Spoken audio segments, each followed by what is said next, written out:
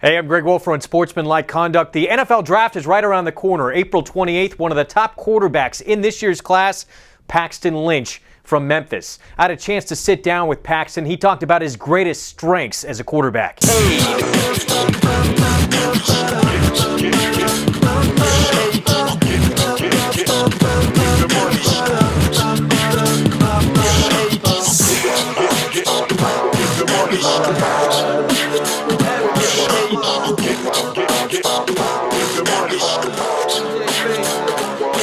Stop.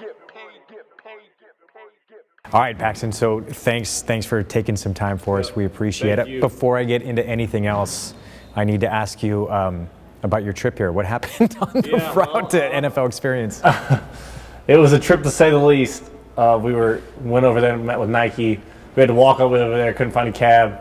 When we came out, found a cab on the way back. He went the wrong direction, about 15 minutes wrong direction. And then we stopped and we're like, you went the wrong way.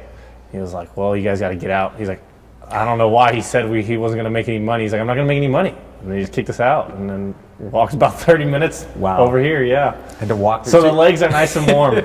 You got a nice workout. So you're going to appreciate it that much more on draft day when your dreams are realized. Was there a moment for you during this season where you felt that I'm ready and I'm not going to need to come back for my senior year? I'm ready to go pro? You know, a lot of people say after Ole Miss is when the buzz really started, and that's kind of true. After we beat Ole Miss, it was just kind of out of control. The city was out of control that we just had beat Ole Miss. You know, no one really believed that we could do it. And then after we did it, you know, I sat down with Coach Fu and we kind of talked. But the biggest thing for me was just making sure that the guys around me knew that I wasn't worried about any of that stuff. I was worried about the team that I was playing with now and focus on winning ball games with those guys week to week. It must get very crazy when you decide that you are going to make that leap and then process of finding an agent and all that. What did you know about Lee Steinberg before this whole process started? Well, I knew about the movie. The first thing I knew about was the movie. And but I reached out to him after the Miami Beach Bowl last year. And then we kind of stayed in contact through the whole season this year. And he was spending time with my family at the games, him and Chris. And they just kind of built that relationship with my family. And then also I knew that Chris had a great resume, I guess you could say, of quarterbacks and first-round picks that he has represented, also giving back to the community where he's, you know, where you've been from the athletes that he represented. He did a great job at making sure those guys gave back to where they're from and the colleges and, you know, the universities they went to. And that's a big thing for me. I come from a small city. You know, I want to give back to that community as well as University of Memphis. When you did get to know Lee a little bit better and better, what kind of made you realize that this is the right fit for me? It's just in addition to what you just said in terms of what he's done with a lot of athletes and giving back. Well, the biggest thing for me was I'm a big family guy. You know, I have a couple of close friends to me that are family as well, and he was just, you know, always. It was just comfortable having him around my parents, and you know, it wasn't always business. He was able, you know, be laid back and hang out with the family, got to eat with us, and same as Chris, and that was a big deal breaker for me as well. What about in terms of your football and growing up? Who did you look up to as a player? When I first started playing, it was Cordell Stewart because my dad he has a lot of family over there in Pennsylvania, so we used to go out there to the training camps and wait for autographs and get football signed and all that. But then as I kind of got older into high school, it was Cam Newton. So I guess it's always been those dual threat quarterbacks. I have to ask now, since you brought it up. Yeah. Can you dab? I'm not one to dance. I save the dancing for the important occasions. You said you've seen the movie Jerry Maguire. Yeah. It's so often, you know, we see, you know, art imitating life, and in case of Lee's story, imitating art all over again. Mm-hmm.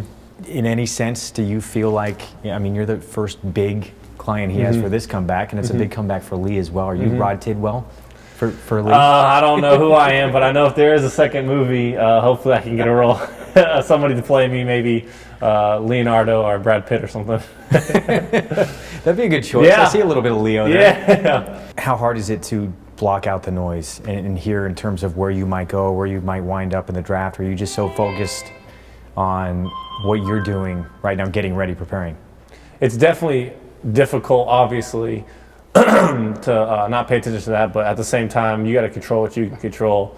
And like those mock drafts, they don't really influence the draft at all or anybody's decision making. So I'm worried about what I can control, and I'm controlling that, and then whatever happens after that happens. A lot of talk about Los Angeles. They have the 15th pick. Obviously moving to a new city. Yeah. And a lot of people saying you could wind up a Ram. Yeah, I've heard that a time or two.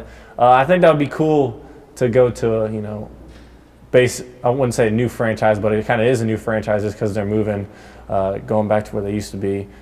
But I think that would be cool to be in that kind of city and that kind of environment. But at the end of the day, this has been a dream for me to play in the NFL since I was a little kid. So wherever I end up, I'd be happy. Did you ever imagine yourself? I mean, at what age maybe did you imagine yourself in this position? Well, as a kid, I used to always go outside. I used to have a little Steelers uniform. I used to dress up and go play football by myself. Act like I was the great NFL players at that age. So, I always had big hopes for myself, believing in myself that I can make it here. And now that it's here, it's kind of hard sometimes, but I just kind of sit back and soak it all up. What would you say in terms of being a quarterback for you at this point is your greatest strength when someone asks you that? Well, I definitely think that being as big as I am, my athletic ability is obviously like no one else's in this draft class. You got the quarterbacks like Cam Newton now, who are just big and athletic, who can do it all, who can throw and run, and that's what I see myself as. Hey, be sure to check out part 2 of our interview with Paxton Lynch next week, along with another edition of Unsportsmanlike Conduct every Tuesday. And don't forget to subscribe to make sure you don't miss an episode. Thanks for watching.